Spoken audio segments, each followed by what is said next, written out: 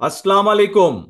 প্রিয় বাংলাদেশ, আজ কারামুক্ত পুরো বাংলাদেশটাকেই বিগত 15 বছর ধরে বন্দি করে ফেলা হয়েছিল। আয়নাঘর মুক্ত আজ আমাদের প্রিয় বাংলাদেশ। বিরোধী মতের মানুষকে আয়নাঘরে আটকে রাখা হতো, আজ উন্মুক্ত হয়েছে গণতন্ত্রের দ্বার। আজ মুক্ত, স্বাধীন প্রিয় বাংলাদেশ। প্রিয় বাংলাদেশের সাহসী ছাত্র জনতাকে বিরচিত অভিনন্দন।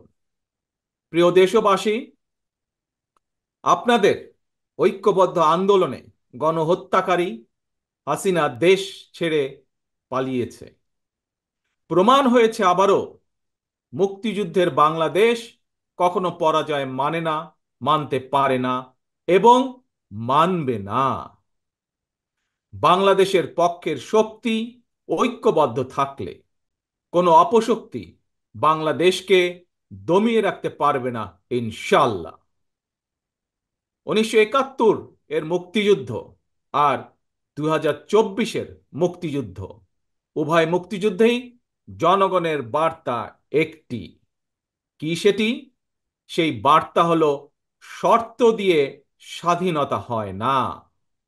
স্বাধীনতা প্রিয় জনগণ, স্বাধীনতা অর্জন কিংবা স্বাধীনতা রক্ষায় কোনো শর্ত মানে না, মানতে রাজি না। গণহত্যাকারী স্বৈরাচারী হাসিনা পালিয়ে যাবার পরে বাংলাদেশ থেকে, প্রিয় বাংলাদেশ থেকে আমি যত মানুষের সাথে কথা বলেছি, প্রতিটি মানুষ অনুভূতি প্রকাশের প্রথম উচ্চারণ ছিল, বাংলাদেশ স্বাধীন হয়েছে। স্বাধীন বাংলাদেশ থেকে বলছি। দেশ এবং জনগণকে স্বাধীন করতে গিয়ে চোখে মুখে বুকে গুলি আলিঙ্গন করা আবু সাইদ কিংবা মুগ্ধের মতন হাজারো ছাত্র ছাত্রী, তরুণ তরুণীকে প্রাণ বিসর্জন দিতে হয়েছে। আহত হয়েছেন অসংখ্য, অগণিত মানুষ। এর ভিতরে ছাত্র ছাত্রী রয়েছেন, এর ভিতরে রয়েছেন সাধারণ মানুষ, গৃহিণী, এর ভিতরে রয়েছেন রাজনৈতিক নেতা কর্মী বৃন্দ। গণতন্ত্রের বিজয়ের ইতিহাসের এই মানুষগুলোর স্মরণীয় হয়ে থাকবেন। ছাত্র জনতার এই বিপ্লবে দেশের সকল শ্রেণী পেশার মানুষ সেদিন রাজপথে নেমে এসেছিলেন। গণতন্ত্রের পক্ষের রাজনৈতিক দলের নেতাকর্মীদের পাশাপাশি একজন মা যেমন তার সন্তানকে কোলে নিয়ে সেদিন রাজপথে সামিল হয়েছিলেন, একইভাবে শিক্ষক, সাংবাদিক, বুদ্ধিজীবী, সাংস্কৃতিক কর্মী, শ্রমিক সহ সকল শ্রেণী পেশার মানুষ সেদিন রাজপথে নেমে এসেছিলেন। 52, 71 কিংবা 90 এর মতন দেশের ছাত্র সমাজ বিজয়ের নতুন আরেকটি অমর ইতিহাস রচনা করেছেন। ছাত্র জনতার ঐক্যবদ্ধ বিপ্লবের মধ্যে দিয়ে 2024 সালের 5ই আগস্ট বাংলাদেশ দেখেছে আরেকটি বিজয়। আমি বিএনপি সহ গণতান্ত্রিক আমি প্রতিটি রাজনৈতিক দলের পক্ষ থেকে দলমত নির্বিশেষে অভিনন্দন জানাই বাংলাদেশের বীর জনতাকে। প্রিয় দেশবাসী, হাজারো শহীদের রক্তের বিনিময়ে অর্জিত স্বাধীনতার গৌরবকে কালেমুক্ত করার ষড়যন্ত্র এরই ভিতরে আবার শুরু হয়ে গিয়েছে। দেশকে গণতন্ত্রের উত্তরণের চলমান প্রক্রিয়াকে বাধাগ্রস্ত করতে সারা দেশে অস্থিতিশীল পরিবেশ সৃষ্টির ষড়যন্ত্র স্পষ্ট হয়ে উঠছে। প্রশাসনের প্রতি আহ্বান, শক্ত হাতে আইন শৃঙ্খলা নিয়ন্ত্রণ করুন, প্রতিটি মানুষের নিরাপত্তা নিশ্চিত করুন। ধর্ম, বর্ণ পরিচয়ের কারণে কেউ যেন নিরাপত্তাহীনতায় না থাকে, সবার আগে সেটি নিশ্চিত করতে হবে। দেশের বর্তমান পরিস্থিতিতে বিএনপি সহ বাংলাদেশের গণতন্ত্রের পক্ষের দলগুলোর দৃষ্টি আকর্ষণ করে বলতে চাই, ষড়যন্ত্রকারীদের এই নৈরাজ্যের কাছে আমরা হার মানতে পারি না। আমি বিশেষ করে এই মুহূর্তে দেশের সবচেয়ে বড় এবং জনপ্রিয় রাজনৈতিক দল হিসাবে সারা দেশে বিএনপির সর্বস্তরের নেতাকর্মীর প্রতি আহ্বান রেখে বলতে চাই, আপনারা যিনি যেখানে বসবাস করেন, সেখানে আপনার বন্ধু কিংবা পাড়া প্রতিবেশী, তিনি মুসলমান, বৌদ্ধ, হিন্দু, খ্রিস্টান, ধর্মীয় পরিচয় যাই হোক না কেন, বিশ্বাস যাই হোক না কেন, তার নিরাপত্তায় আপনি ঢাল হিসাবে দাঁড়িয়ে দৃষ্টান্ত স্থাপন করুন। আমাদেরকে মনে রাখতে হবে, বাংলাদেশে ভূখণ্ডে বসবাসকারী প্রত্যেকটি মানুষের একটি পরিচয়, সেটি হচ্ছে আমরা বাংলাদেশী। প্রিয় ভাই বোনেরা, আরেকটি বিষয়ের প্রতি আপনাদের দৃষ্টি আকর্ষণ করে কথা বলতে চাই। একটি সভ্য এবং গণতান্ত্রিক রাষ্ট্রে পুলিশ অপরিহার্য। পুলিশ জনগণের শত্রু নয়।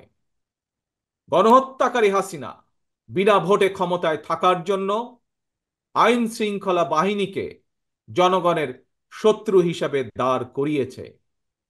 তবে আমি বিশ্বাস করি, বিএনপি বিশ্বাস করে, বাংলাদেশের গণতান্ত্রিক রাজনৈতিক দলগুলো প্রত্যেকে বিশ্বাস করে, পুলিশের ভেতরে একটি চক্র ছাড়া অধিকাংশ পুলিশ কর্মকর্তা এবং সদস্য চাকরিবিধি মেনেই, দেশের আইন কানুন মেনেই দায়িত্ব পালনের চেষ্টা করছেন।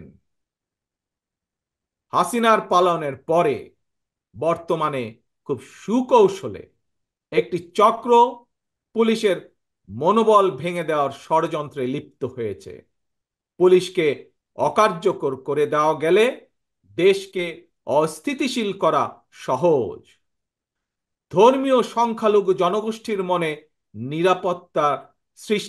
নিরাপত্তাহীনতা সৃষ্টি করা সহজ। অস্থিতিশীলকারীদের আমি হুঁশিয়ার করে দিয়ে বলতে চাই, পুলিশ কিংবা ধর্মীয় সংখ্যালঘু জনগোষ্ঠী আজ থেকে, এই মুহূর্ত থেকে হামলা কিংবা নৈরাজ্য বন্ধ করুন। এমনকি কেউ বিএনপির নাম ব্যবহার করে কোনো অপকর্ম করতে চাইলে তাকে ধরে আইনে হাতে তুলে দিন। কোনো পুলিশের বিরুদ্ধে কোনো সুনির্দিষ্ট অভিযোগ থাকলে সংশ্লিষ্ট কর্তৃপক্ষের কাছে যথা নিয়মে অভিযোগ দায়ের করুন। দেশবাসীর প্রতি আমার বিনীত আহ্বান, কেউ দয়া করে নিজের হাতে আইন তুলে নেবেন না। প্রতিহিংসা, প্রতিশোধে লিপ্ত হবেন না দয়া করে। বিচারের ভার নিজ হাতে দয়া করে তুলে নেবেন না। কেবল দৃষ্টান্ত অনুসরণ নয়, নিজেই দায়িত্বশীলতা এবং মানবাধিকার দৃষ্টান্ত স্থাপন করুন। প্রিয় ভাই বোনেরা, অতীত সমালোচনা কিংবা নৈরাজ্যের বদলে নৈরাজ্য কোনো সমাধান হতে পারে না। বরং বিশ্বের সঙ্গে তাল মিলিয়ে আমাদেরকে এগিয়ে যেতে হবে। শাসন প্রশাসনকে সময়োপযোগী করে গড়ে তোলা এখন সবচাইতে গুরুত্বপূর্ণ সময়ের দাবি। জ্ঞানভিত্তিক রাষ্ট্র সমাজ নির্মাণের লক্ষ্যে নিয়োগ কিংবা প্রমোশনে মেধার সর্বোচ্চ অগ্রাধিকার থাকতে হবে। দেশকে আমদানি নির্ভর কিংবা বৈদেশিক নির্ভরতা থেকে বের করে আনতে হবে আমাদেরকে। দেশীয় উৎপাদন এবং উৎপাদনের প্রযুক্তিগত নির্ভরতা বাড়াতে হবে। দেশে কর্মসংস্থান তৈরি করে বেকার সমস্যার সমাধান দ্রুতই চেষ্টা করতে হবে সমাধান করার জন্য। গার্মেন্টস, শ্রম, ঔষধ, আউটসোর্সিং সহ সম্ভাবনায় খাতগুলোকে নিয়ে রফতানির বাজারের আওতা আমাদেরকে যে কোনো মূল্যে বাড়াতে হবে। প্রযুক্তি নির্ভর এবং কর্মমুখী শিক্ষা ব্যবস্থা চালু করে দেশে বিদেশে শ্রমবাজারের প্রতিযোগিতায় টিকে থাকার মতো দক্ষ এবং মেধাবী প্রজন্ম গড়ে তুলতে হবে। স্বাস্থ্য চিকিৎসা ব্যবস্থাকে আধুনিক এবং বাস্তবসম্মত করার লক্ষ্যে প্রাথমিক স্বাস্থ্য সুরক্ষা নীতির উপরে অবশ্যই অবশ্যই গুরুত্ব দিতে হবে। সবার জন্য সুবিচার নিশ্চিত করতে আইনের শাসন নিশ্চিত করা অবশ্যই অবশ্যই প্রয়োজন এবং নিশ্চিত করা হবে। প্রিয় ভাই বোনেরা, দেশে কিংবা প্রবাসে এমন অনেক বাংলাদেশী রয়েছেন যারা জ্ঞানে বিজ্ঞানে অভিজ্ঞতায় সমৃদ্ধ। প্রচলিত রাজনৈতিক ব্যবস্থায় বিজ্ঞদের এরকম অনেকেই সংশ্লিষ্ট হতে চান না। সুতরাং এইসব গুণী মানুষদেরকে রাষ্ট্র পরিচালনায় ও নীতি প্রণয়নে অন্তর্ভুক্ত করতে জাতীয় সংসদে উচ্চকক্ষ চালু করার প্রস্তাব বাংলাদেশ জাতীয়তাবাদী দল রেখেছে এরই ভিতরে। রাজনৈতিক এবং রাষ্ট্র পরিচালনায় গুণগত পরিবর্তন আনতে না পারলে আমাদের আজকের এই বিপ্লব কাঙ্ক্ষিত ফল মিলবে না। প্রিয় ভাই বোনেরা, 12.5 কোটি ভোটারের অধিকার কেড়ে নিয়েছিল স্বৈরাচার। গত 15-16 বছর ধরে জনগণের উপরে স্বৈরা শাসন চাপিয়ে দিয়েছিল। স্বৈরাচার গণহত্যাকারী হাসিনার পতনের মধ্যে দিয়ে হাজারো শহীদের রক্ত রঞ্জিত বিপ্লবের প্রথম ধাপ সফল হয়েছে মাত্র। ছাত্র জনতার এই রক্ত ঝরা বিপ্লবের চূড়ান্ত লক্ষ্য একটি বৈষম্যহীন গণতান্ত্রিক বাংলাদেশ। তাই বিপ্লবের লক্ষ্য বাস্তবায়নে দ্রুততম সময়ের মধ্যে জাতীয় নির্বাচন অনুষ্ঠান করতে হবে। দ্রুততম সময়ের মধ্যে জনগণের ভোটে নির্বাচিত প্রতিনিধিদের কাছে ক্ষমতা হস্তান্তর করতে হবে। স্বৈরাচার হাসিনা পতনের রক্ত রঞ্জিত বিপ্লবকে সার্থক এবং সফল করে আসুন নাগরিক হিসাবে আমরা আরো দায়িত্বশীল আচরণ করি। বিভেদ, বিরোধ, হিংসা, প্রতিহিংসা নয়। আসুন সবাই মিলে রাষ্ট্র এবং সমাজে মুক্তিযুদ্ধের মূল মন্ত্র সাম্য, মানবিক মর্যাদা, সামাজিক সুবিচার প্রতিষ্ঠা করার শপথ গ্রহণ করি। নতুন প্রজন্মের জন্য একটি দুর্নীতিমুক্ত এবং জবাবদিহিমূলক একটি নিরাপদ গণতান্ত্রিক বাংলাদেশ আমরা গড়ে তোলার সর্বোচ্চ চেষ্টা করি।